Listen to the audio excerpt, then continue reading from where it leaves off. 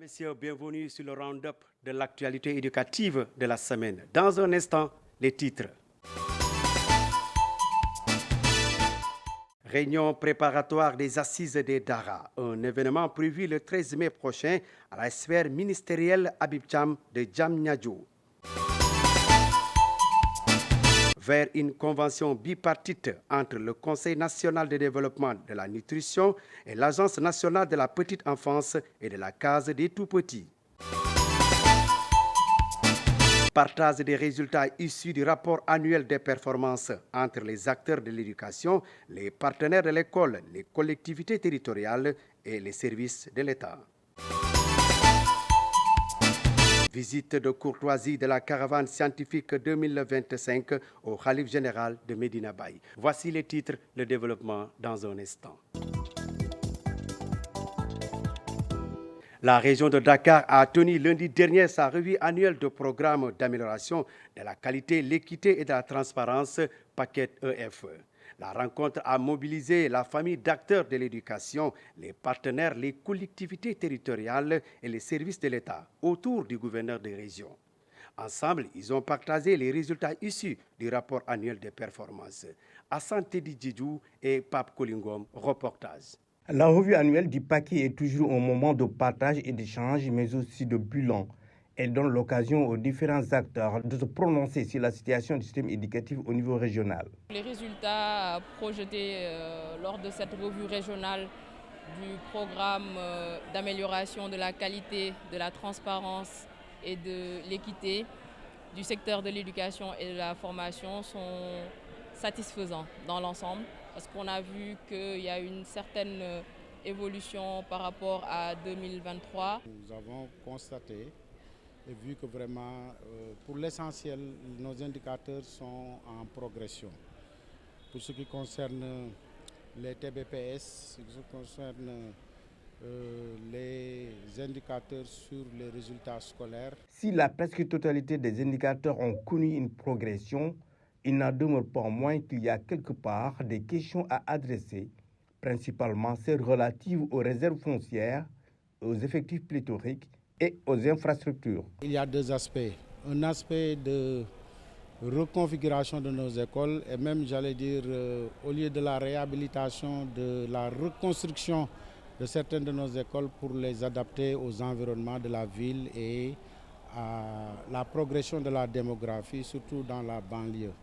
Il a aussi été question du renforcement de la carte scolaire avec la réhabilitation des établissements qui ne sont plus aux normes, mais également la construction de nouvelles écoles pour prendre en charge efficacement le nombre de plus en plus d'apprenants. L'édition 2024 de la revue du programme d'amélioration de la qualité, de l'équité et de la transparence intervient dans un contexte de mise en œuvre de la nouvelle initiative pour la transformation humaniste de l'éducation, NITE.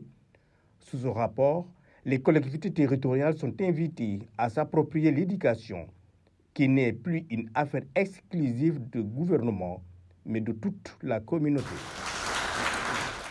Vers l'organisation des assises des Dara, le ministère de l'Éducation nationale vient de procéder à la validation des termes de référence. La rencontre qui a eu lieu à la sphère ministérielle Habib Thiam de Diamniadio a été présidée par le ministre de l'Éducation nationale Moustapha Mamba Guirassi. Elle prépare le lancement des assises des Dara, prévu le 13 mai prochain. Compte rendu Massamba Chan, Nafindjaï.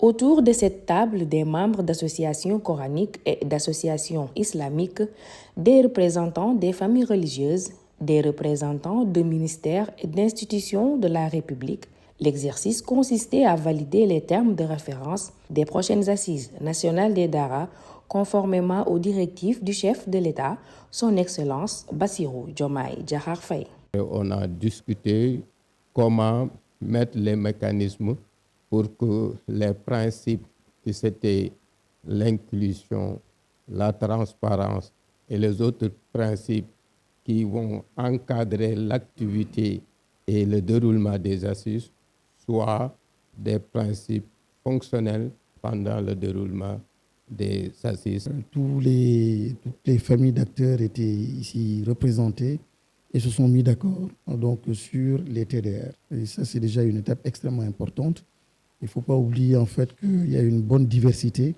et des identités remarquables. Donc, il faut beaucoup de tact, des discussions, du respect et de l'écoute pour arriver en fait à une validation des TDR. Et aujourd'hui, donc, c'est le lieu, au nom du chef de l'État, du chef du gouvernement, de remercier tous les acteurs ici présents qui ont facilité donc ce travail. L'organisation des assises des Dara s'inscrit dans le cadre des initiatives du gouvernement visant à soutenir le sous-secteur et à assurer leur pleine intégration dans le système éducatif. Repenser donc l'éducation, c'est donner toute la dignité à ces Dara.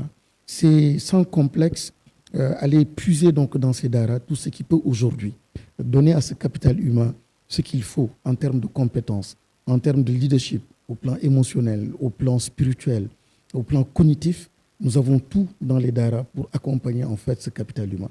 Et aujourd'hui, il s'agira donc, à travers ces assises, de renouer avec ce que nous sommes et d'infuser ce que nous avons de moderne, d'infuser dans toutes ces organisations la substance et l'essence donc de ces Dara. Le lancement des assises des Dara est prévu le 13 mai prochain, un événement très attendu par la communauté des Dara, une occasion pour lancer la réflexion sur le développement et l'intégration des Dara dans le système éducatif, conformément à la nouvelle vision de l'État du Sénégal. L'Agence nationale de la petite enfance et la Case des tout-petits renforce son alliance avec le Conseil national de développement de la nutrition. Les deux structures ont paraphé une nouvelle convention de partenariat pour une meilleure prise en charge du développement intégré de la petite enfance. Un accent particulier sera mis sur la nutrition, suivant le compte-rendu de Tidi Hassan Djedjou et Pape Kolingom. Une bonne nutrition fait partie des conditions essentielles de l'apprentissage chez les tout-petits âgés de 3 à 5 ans. Consciente de cela, l'Agence nationale de la petite enfance et de la Case des tout-petits s'engage à renforcer ce volet dans toutes les structures de la petite enfance. Cette nouvelle convention devrait nous permettre d'assurer pour tous les enfants qui sont au niveau des structures d'EHPAD déjà tout ce qui est paquet de services nutrition, mais également le paquet d'intervention sensible nutrition. Et quand on parle de ce paquet d'intervention là sensible nutrition, nous avons les activités, disons, de maraîchage au sein des cadres de DIPE. L'attente que nous avons par rapport à cette convention, c'est surtout d'avoir une meilleure prise en charge en question en santé, en nutrition, pour les tout-petits. Avec cette nouvelle convention, c'est un tournant décisif qui s'opère dans la prise en charge de la petite enfance. Avec le CNDN, nous allons mettre en œuvre, c'est-à-dire des politiques, des programmes et intégrer, enrôler toutes les personnes ressources et les structures qui doivent nous accompagner dans cela.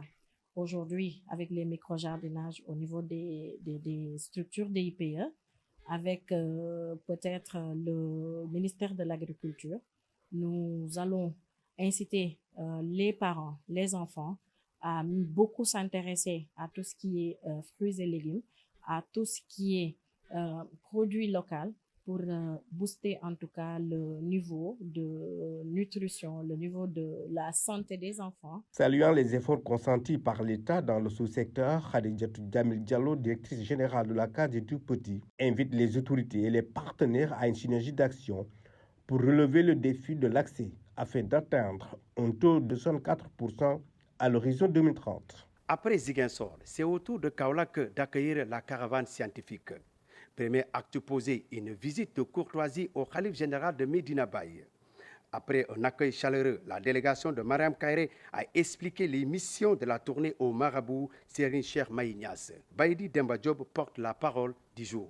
La ilaha illallah, Allahu la ilaha illallah, Allahu illallah illallah. Caravane bi dañoo dem ba xam ne que Sénégal ci wàllu xarala ak ci wàllu science ñi ko jàng barewuñu. Le constat est qu'au Sénégal, le taux d'élèves qui fréquentent les filières scientifiques est jugé trop faible. Comment devrions-nous faire pour pousser les élèves à embrasser les sciences? C'est en cela la question que les autorités de l'ASES ont répondu par rapport à cette initiative d'organiser une caravane scientifique. Cette caravane va sillonner tout le pays afin de sensibiliser les élèves et les étudiants, la population de façon générale, sur les métiers des sciences et du domaine du spatial. Il y a beaucoup de domaines, les robots, l'astronomie, l'intelligence artificielle, entre autres. On leur montre que tout est possible d'être réalisé par vous-même. Beaucoup d'appareils technologiques sont achetés à l'extérieur alors que les Sénégalais savent les fabriquer. Nous leur présentons tout ce qui ressort des métiers de la science et du spatial. La nuit aussi, on montre aux visiteurs les télescopes pour vraiment scruter le ciel, les planètes et les étoiles.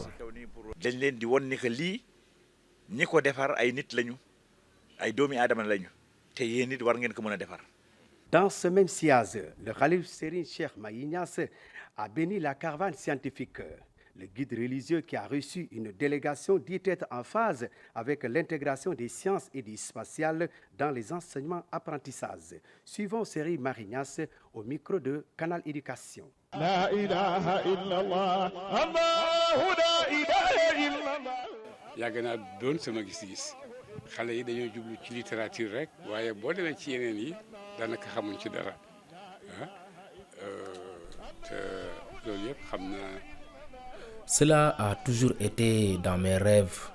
J'ai toujours pensé de la même sorte que vous. Dans les écoles, le constat est le même.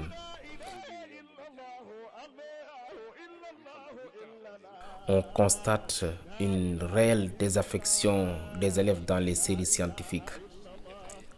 Pour les autres savoirs, c'est très facile. Mais le savoir-faire pour construire un pays, c'est là la difficulté. Donc, il urge pour vous, les autorités, de multiplier les initiatives pour renverser la tendance.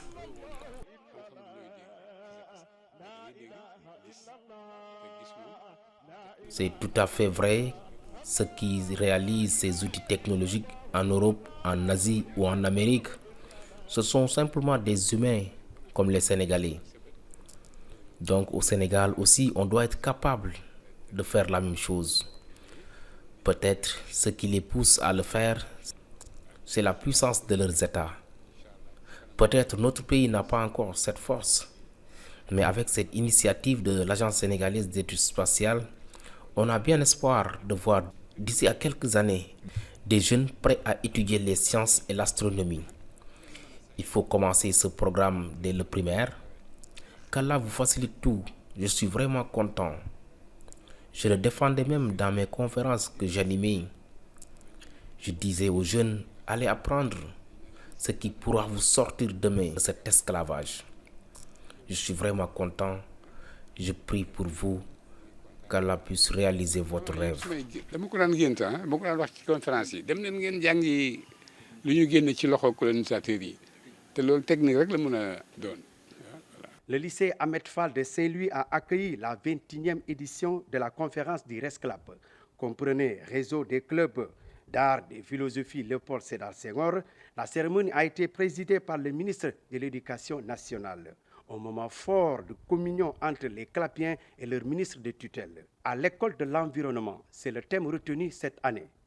Une occasion pour le ministre Moustapha Mamba Guirassy de rappeler aux élèves l'importance à la nécessité de se connecter à leur environnement.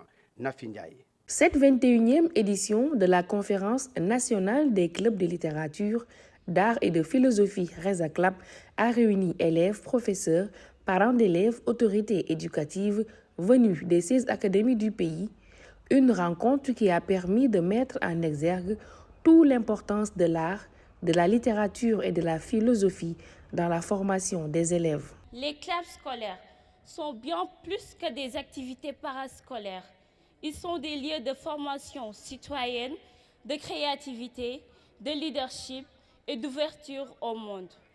Les clubs sont donc un prolongement naturel du projet éducatif du NIT, car ils donnent à chaque élève la possibilité de se découvrir, de s'affirmer et de contribuer. Je félicite donc le Reza Club parce que c'est extrêmement important. Lorsqu'on parle de sciences et technologies, oui, c'est un pied important, une base importante pour la transformation de l'éducation, mais il faut agir en homme de pensée et penser en homme d'action. Les deux vont de pair. Les plus grands scientifiques dans le monde étaient les plus grands philosophes.